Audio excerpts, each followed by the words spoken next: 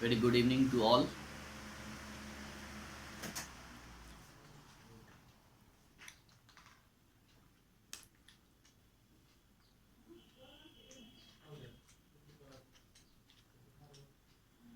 कल हम लोगों ने जो इसके एट्रीब्यूट्स थे एट्रीब्यूट्स पढ़ा हम लोगों ने, और जो HTML प्रोग्रामिंग का जो स्ट्रक्चर है, करेक्ट स्ट्रक्चर, उसके बारे में पढ़ा। यानी स्ट्रक्चर ऑफ HTML डॉक्यूमेंट, यानी HTML डॉक्यूमेंट का जो स्ट्रक्चर होता है, जो कल मैंने आपको बताया था कि सबसे पहले हम लोग HTML टैग से स्टार्ट करते हैं, उसके बाद फिर हेड देते हैं, फिर टाइटल यूज करते हैं, फिर बॉडी लेते हैं, ओके। और फिर बॉडी के अंदर बहुत सारे एट्रीब्यूट्स यूज किए जाते हैं, और बॉडी के अंदर भी बहुत सारे टैग्स यूज किए जाते हैं, और फिर हम लोग HTML लास्ट में HTML टैग से उसको क्लोज करते हैं, ओके। और हम लोगों ने ये भी पढ़ा था कि टैग जो होते हैं वो 2 टाइप्स के होते हैं। कंटेनर टैग होते हैं, यानी container elements, and empty elements. तो ये 2 तरह के एलिमेंट्स के बारे में भी हम लोगों ने कल पढ़ा था। अब हम लोगों को देखना है कि गेटिंग स्टार्टेड विथ HTML, यानी HTML को हम लोग कैसे स्टार्ट करेंगे, है ना। HTML के लिए आप जैसे वर्ड के फाइल होते हैं, एप्लीकेशंस होते हैं, MS एक्सेल्स के एप्लीकेशंस होते हैं, MS पेंट होते हैं, और MS एक्सेस होते हैं, और पेज मेकर है, फोटोशॉप है, बहुत सारे एप्लीकेशन हैं। तो उसके लिए हम लोग उसके आइकन पे जाके क्लिक करते हैं, वो खुल जाता है। लेकिन आप HTML के लिए अगर आप कोई ऐप खोजिएगा अपने सिस्टम के अंदर, तो वो आपको नहीं मिलेगा। क्यों? क्योंकि इसके लिए स्पेशल कोई HTML के लिए जो है वो ऐप नहीं आते हैं, एप्लीकेशंस नहीं आते हैं, कोई प्रोग्राम नहीं आते हैं। इसको हम लोग जो है सो किसी भी टेक्स्ट एडिटर में लिखते हैं, ठीक है। तो HTML प्रोग्राम को जो है हम लोग टेक्स्ट एडिटर में टाइप करते हैं। टेक्स्ट एडिटर मीन्स कि जिसमें हम लोग टेक्स्ट को टाइप कर सकते हैं। जैसे वर्ड होता है ना, MS वर्ड में हम लोग टाइपिंग करते हैं, ठीक है। तो वो भी एक टेक्स्ट एडिटर है, लेकिन वो काफ़ी एडवांस है, ठीक है। उससे सिंपल वर्ड पैड होते हैं, और सबसे सिंपल जो सिंपलेस्ट होता है वो नोट पैड होता है, ठीक है। तो HTML प्रोग्राम नॉर्मली जो है आपको नोट पैड में ही लिखे जाते हैं, उसमें अच्छा होता है, ठीक है। तो to write HTML document open the text editor like notepad. देखिए बुक में भी लिखा हुआ है कि जो है हम लोग कोई भी टेक्स्ट एडिटर खोलेंगे जैसे notepad, and type the program and save the file with the extension .html और .stm, ठीक है।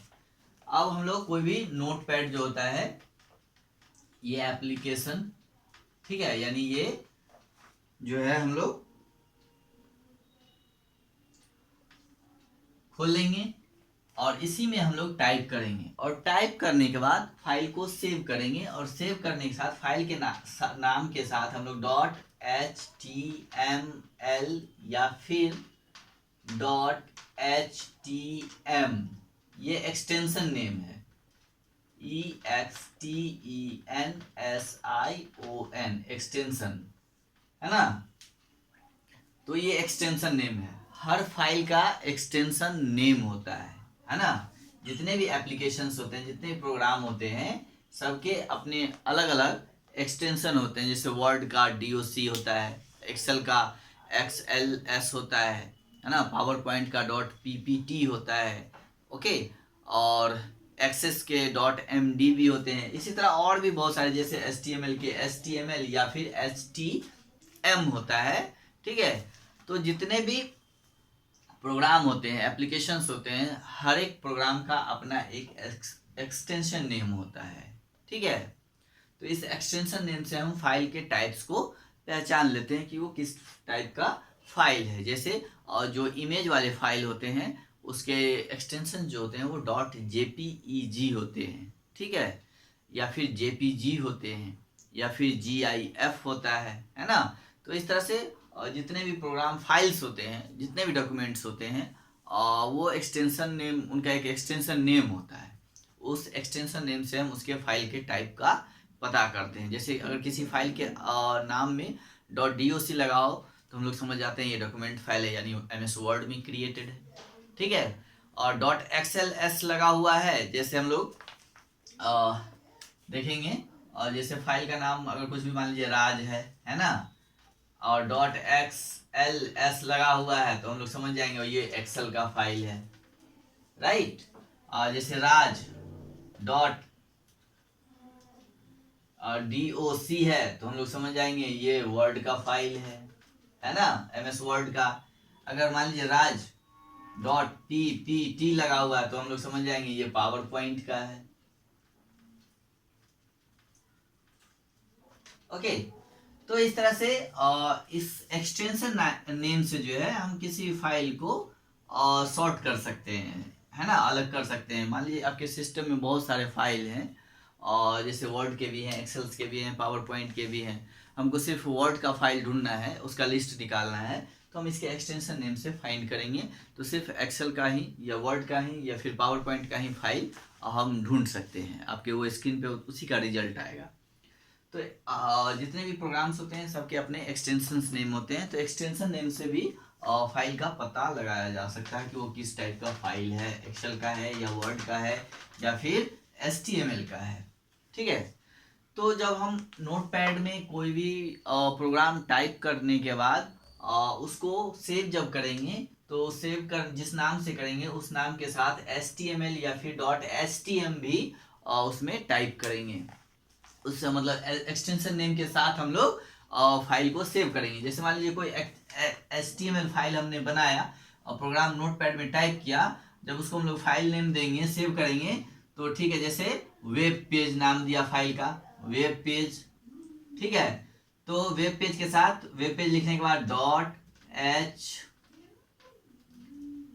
.html देंगे फाइल में, है ना। उसके बाद सेव पे हम लोग क्लिक करेंगे, ओके, तब जाके सेव पर क्लिक करेंगे, ठीक है। जब ये HTML देंगे तभी ये फाइल जो है आपका HTML फॉर्मेट में सेव होगा। अगर हम लोग HTML ऐड नहीं करेंगे इसके फाइल नेम के साथ, तो ये सिंपल फाइल जैसे जो डॉक्यूमेंट हम लोग बनाते हैं, टाइप करते हैं, वो नोटपैड में ही आपका रह जाएगा, ये HTML में कन्वर्ट नहीं होगा।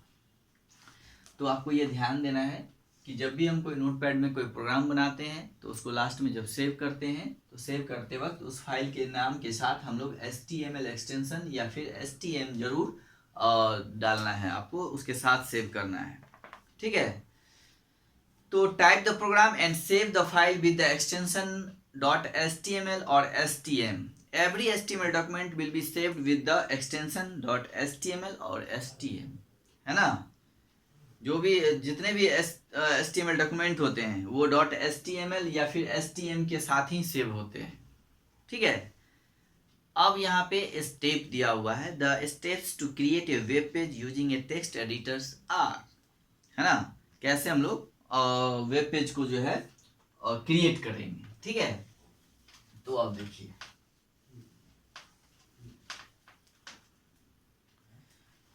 यहाँ पे स्टेप दिया हुआ है। फर्स्ट स्टेप जो है आपका वो है, कह रहा है click on start button, okay. फिर विंडोज एसेसरीज,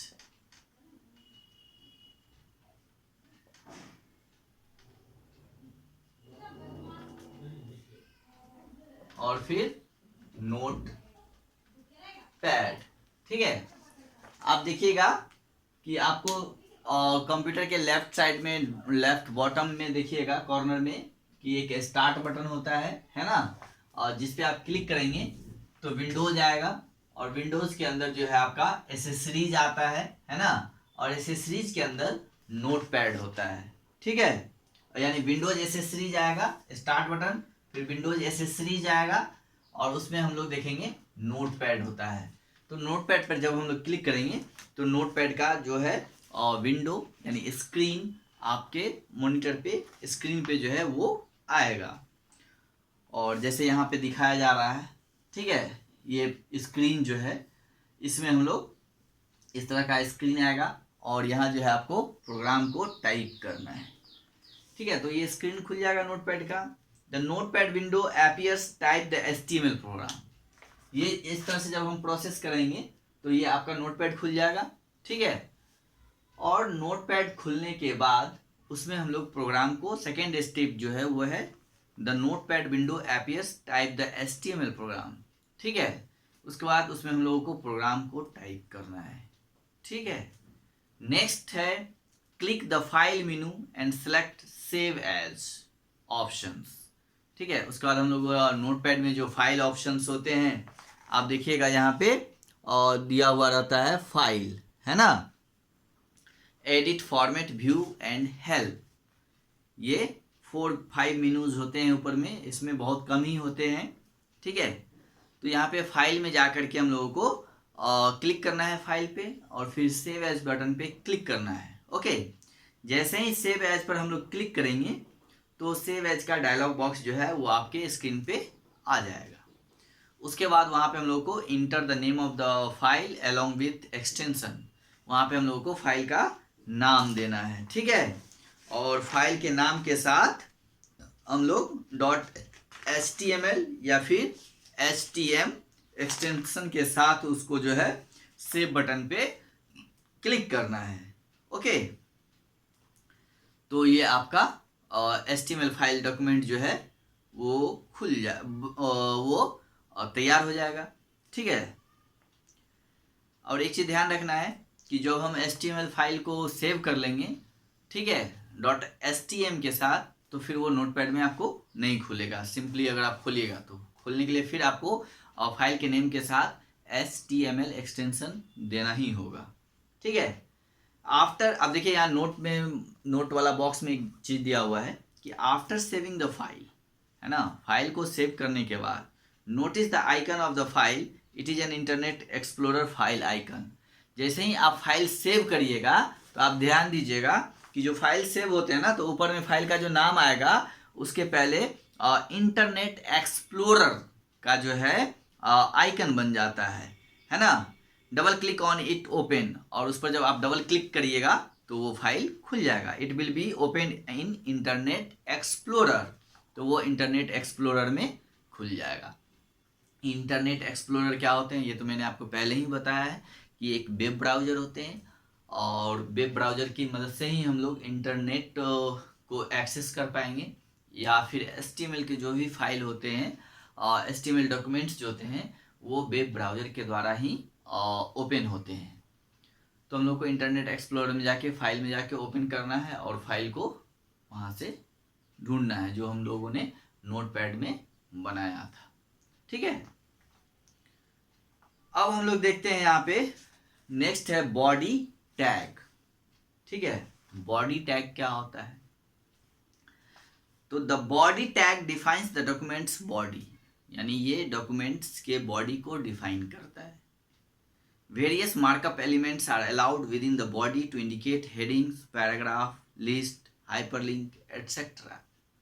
यानी इसमें बहुत सारे एलिमेंट्स यूज़ किए जाते हैं बॉडी के अंदर, जैसे हेडिंग होता है ना, कोई भी डॉक्यूमेंट्स बना रहे हैं उसका हेडिंग होता है, पैराग्राफ उसको चेंज करना होता है, या उसमें कोई लिस्ट बनाना होता है, ठीक है, या फिर हाइपर टेक्स्ट होते हैं, या फिर हाइपर टेक्स्ट लिंक होते हैं, ठीक है।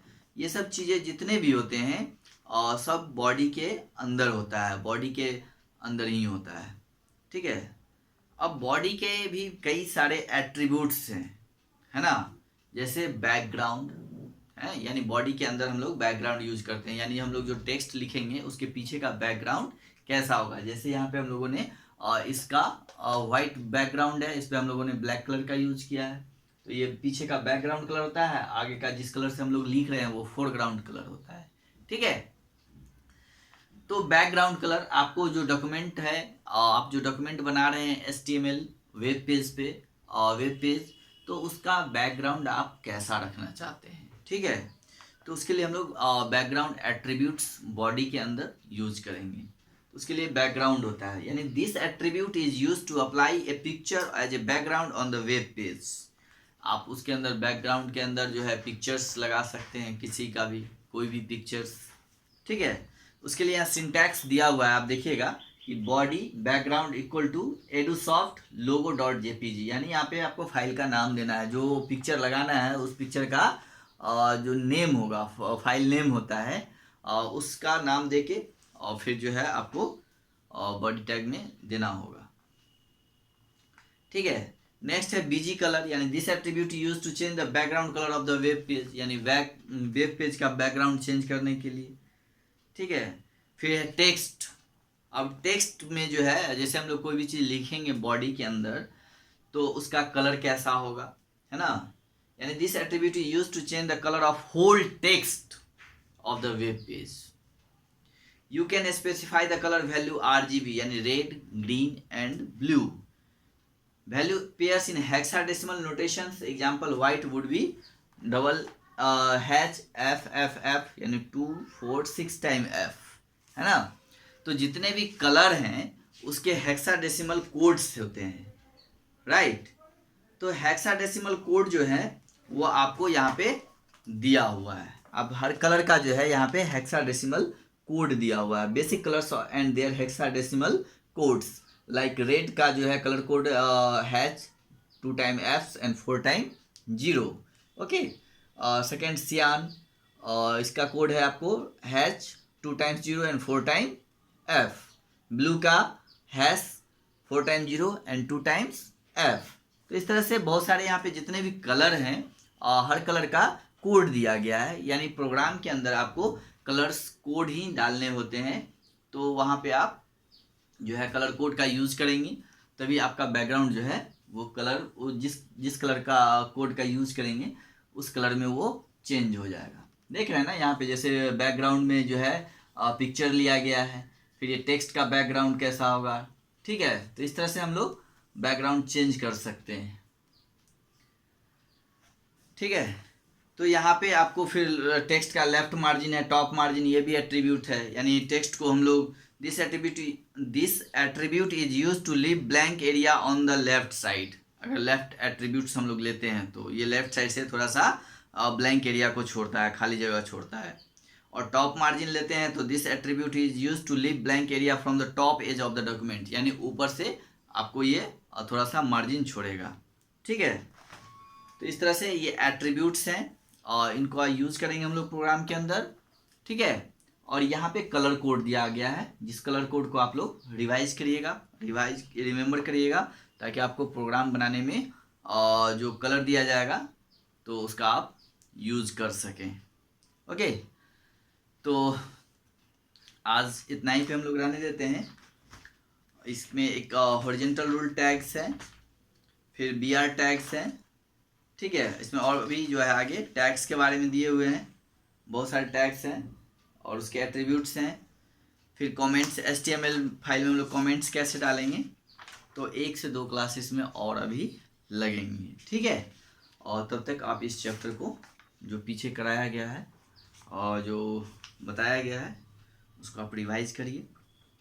जितने भी टैग्स हैं, टैग्स क्या होता है, ठीक है, उसको रिवाइज कीजिए, ठीक है। कौन कौन से टैग होते हैं, ठीक है, और टैग्स के कौन कौन से एलिमेंट्स एट्रीब्यूट्स हैं, ठीक है। बॉडी का एट्रीब्यूट्स कौन कौन सा है ये आपको देखना है। और फिर हम लोग HTML को कैसे स्टार्ट करेंगे, कैसे HTML फाइल क्रिएट करेंगे, उसका स्टेप्स दिया हुआ है वो देखिए, ठीक है। फिर हम लोग नेक्स्ट क्लास में आगे जो हॉरिजॉन्टल रूल टैग है उसको देखेंगे, HR टैग के बारे में पढ़ेंगे, इसके भी एट्रीब्यूट्स हैं, ठीक है। Size, width, align, no shade और कलर, ठीक है।